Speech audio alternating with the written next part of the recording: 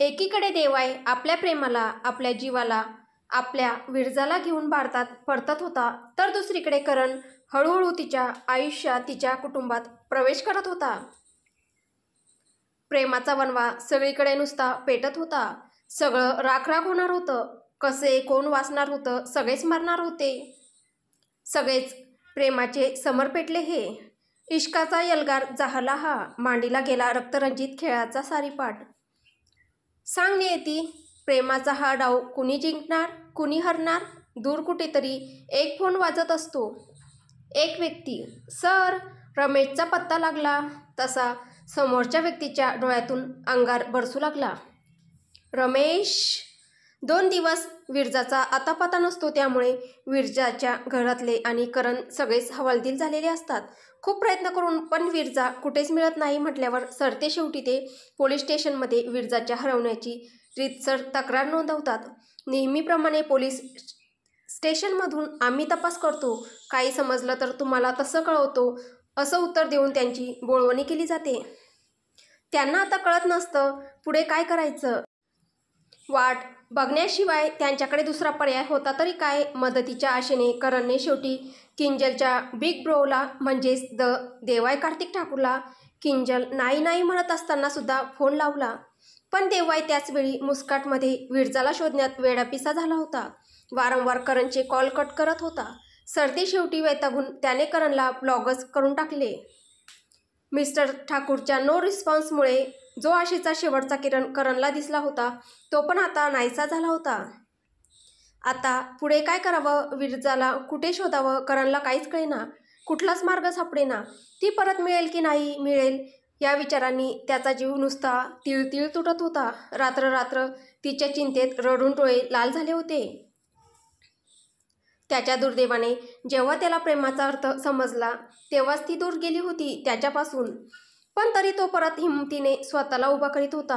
He really can't afford to loss. जर त्यानेच हिंमत हारली तर विरजाच्या गरीब आई आणि लहान बहिणींकडे कोण बघणार आणि त्याचा जीव, त्याची विरजा कशी परत येणार होती त्याच्याकडे.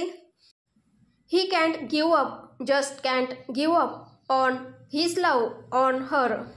म्हणून तो कसंबसं उसने अवसान आणून स्वतःला आणि विरजाच्या घरच्यांना सुद्धा धीर देत होता. या 2 दिवसात करण त्या घराचा करता मुलगा होऊन त्या पूर्ण कुटुंबाला सांभाळीत होता. करण नसता तर काय केलं असतं जोशी कुटुंबाने हे त्यांनाच नव्हतं माहीत. करणच्या असण्याने कधी नव्हे ते खूप आधार मिळाला होता त्या मोडक्या घराला, नाहीतर अक्षरशः कोलमडून गेला होता तो परिवार. आजपर्यंत सुनीताबाईंनी आणि नंतर विरजाने आपल्या दुबळ्या कमकुवत खांद्यावर त्या परिवाराचं ओझं कसंबसं उचललं होतं. आयुष्याच्या या दलदलीत पहिल्यांदाच कुणीतरी त्यांच्यापुढे स्वतःहून मदतीचा हात पुढे केला होता. सुनीताबाईंनी नाही म्हटलं तरी मनातल्या मनात कित्येक वेळा देवाचे आभार मानले की निदान अशा बिकट प्रसंगी तरी देवाने त्यांच्यावर मेहरबानी केली आणि करणसारख्या चांगल्या माणसाला त्यांच्या मदतीला पाठवलं. करणने पण कधी त्यांच्या गरिबीची लाज बाळगली नाही की घृणा. विरजा बरोबरच त्याने त्या साऱ्या कुटुंबालाच आपलं मानलं होतं, स्वीकारलं होतं. तिथे देवाय विरजाच्या शोधात अक्षरशः वेडापिसा झाला होता. तिला शोधण्यासाठी जंग पछाडत होता.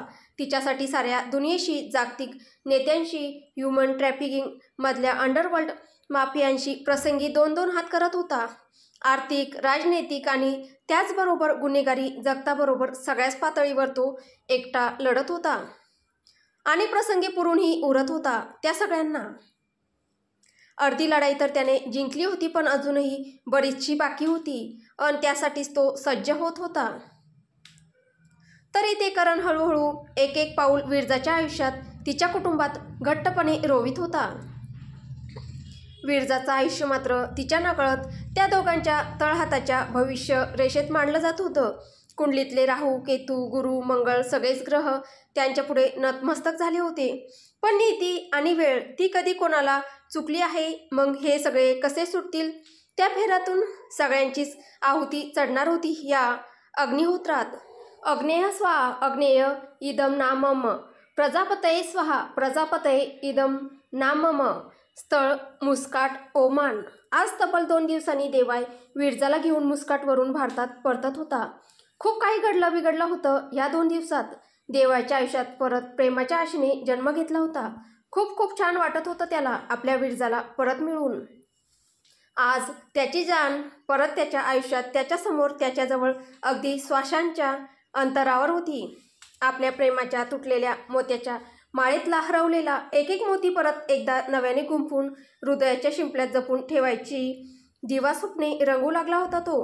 वेडा होता तो. स्वप्ने कधी खरी होतात का? ती तर फक्त विरून जातात परिस्थितीच्या खडतर ओंजळीत. जेट एअरपोर्टला लँड होताच देवाईने विरजाला आपल्या प्रायव्हेट मल्टीस्पेशालिटी हॉस्पिटलमध्ये हलवलं.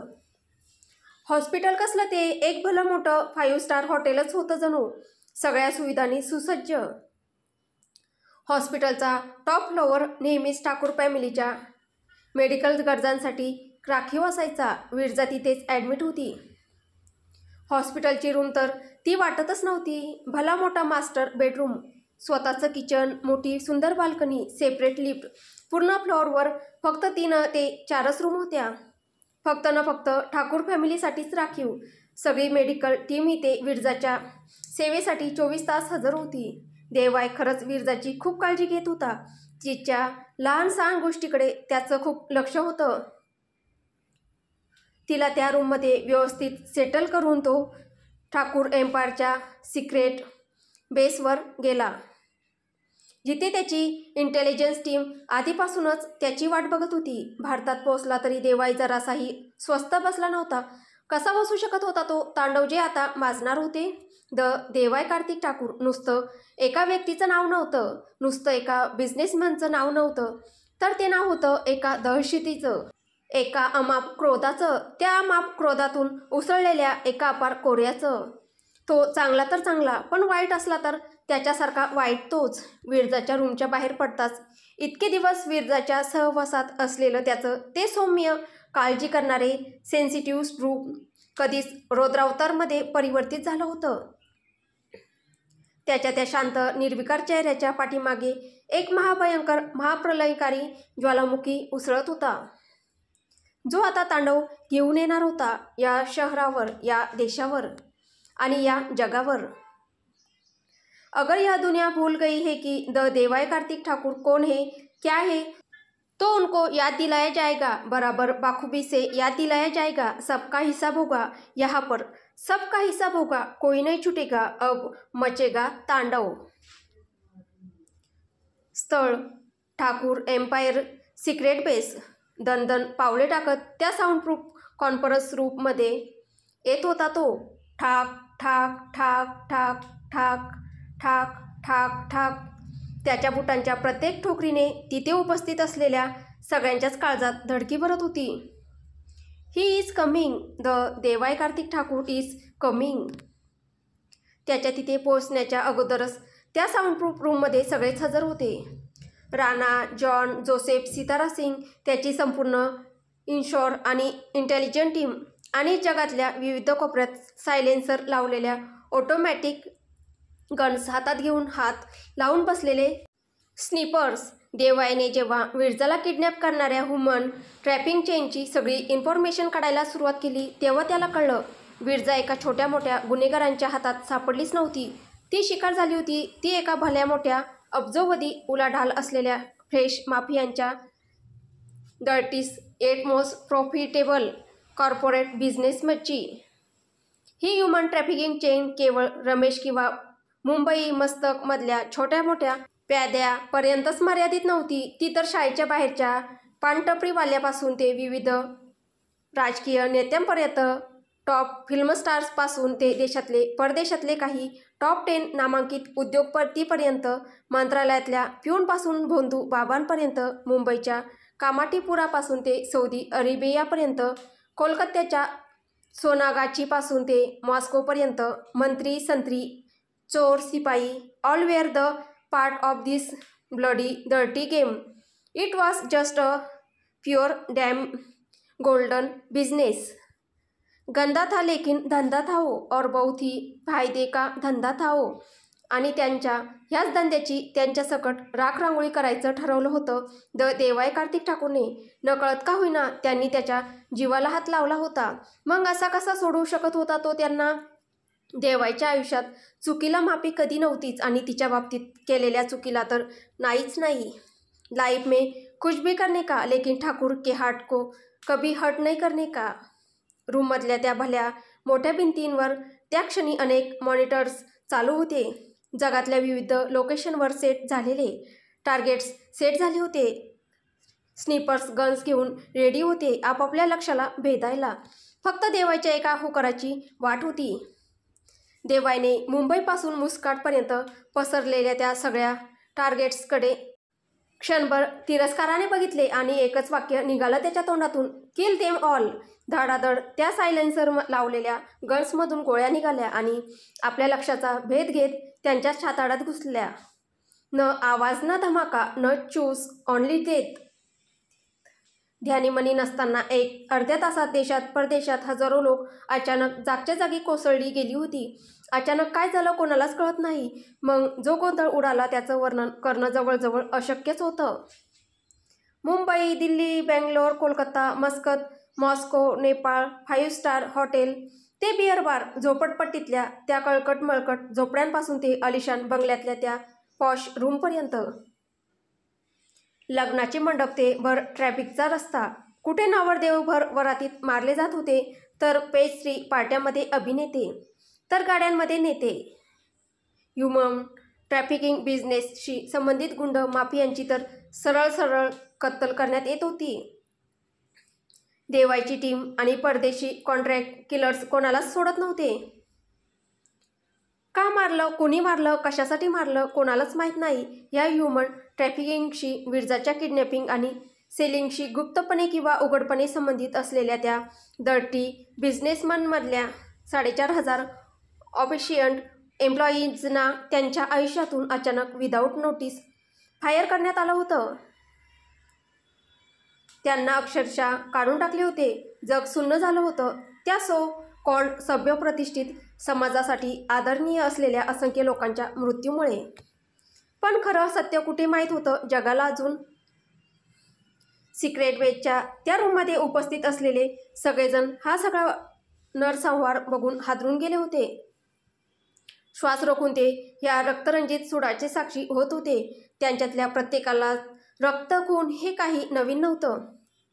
त्यांना आधीपासूनच माहीत होतं हे सगळं ह्याच पद्धतीने होणार होतं.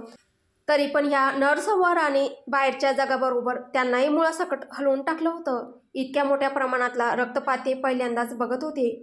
मीडियाला तर कळत नव्हतं की नक्की कुठली बातमी कव्हर करू, कोणत्या देशातल्या कोणाचा मृत्यू कव्हर करू, कोणाला श्रद्धांजली वाहू.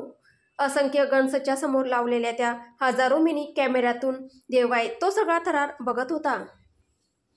$1,500 करोड कॉन्ट्रॅक्टची पहिली डील कंप्लीट करून नाम्बिया, आफ्रिका, रशिया, इटलीतील मारेकरी परदेशातून बाहेर पडून एव्हाना आपापल्या मायदेशी परतायला सुद्धा लागले होते. काही लोकल टार्गेट्स अजून बाकी होती, जी देवायची टीम चवीचवीने संपवणार होती. राणा, बॉस, एक विचारायचं होतं. सगळ्यांना शिक्षा झाली, मग अजून तो का सुटला आहे? त्याला का अजून शिक्षा नाही? तो कसा अजून वाचला आहे? देवाय अगदी थंड स्वरात राणाकडे न बघता, जो जीवाच्या सगळ्यात जवळचा असतो ना राणा, त्याला आपण शेवटपर्यंत जपून ठेवतो आणि तो तर माझ्या जीवाच्या किती जवळ आला होता. त्याला असा साधासुद्धा संपवणार नाही मी. हळूहळू, सावकाश सावकाश. त्याच्या शरीरातल्या रक्ताच्या प्रत्येक थेंबाला कळलं पाहिजे ते कोणाकडून सांडलं जातंय. प्रत्येक पेशीला कळलं पाहिजे ती कोणाकडून कापली जाते. मुख्य म्हणजे त्याला कळलं पाहिजे की तो देवाय कार्तिक ठाकूरकडून मारला जातोय. हळूहळू, सावकाश सावकाश तो मरतोय. हे मरताना जगाला नाही, त्याला स्वतःला कळलं पाहिजे. त्याच्या कणानकणाला ते जाणवलं पाहिजे आणि ती जाणीव त्याला मी करून देणार. हा देवाय कार्तिक ठाकूर. देवायच्या आतला अग्नी अजून शांत झाला नव्हता. उलट तो अजूनच पेटत होता. त्याचं लक्ष कोपऱ्यातल्या त्या मॉनिटर्सकडे टिकून होतं. तो दिसत होता त्याला. त्याचा जिवलग शत्रू रमेश. एका बारमध्ये आपल्या काही मित्रांबरोबर मदिरा आणि मदिराक्षीचा पुरेपूर आनंद घेताना त्याच्यावर स्निपर्सनी टार्गेट सेट केलं होतं, पण देवाईच्या गो अहेड शिवाय कोणीच काहीच पावलं उचलणार नव्हतं. अजून फक्त थोडा वेळ देवाई रमेशकडे नजर रोखत. रमेश, फक्त थोडा वेळ, मग फक्त तू आणि मी. तर पुढे काय होईल हे आपल्याला पुढच्या भागात पाहायला भेटेल. तुम्हाला ही कथा कशी वाटते आहे कमेंटद्वारे नक्की कळवा आणि कथेचे पुढील भाग ऐकण्यासाठी आपल्या चॅनलला सबस्क्राईब करा. धन्यवाद.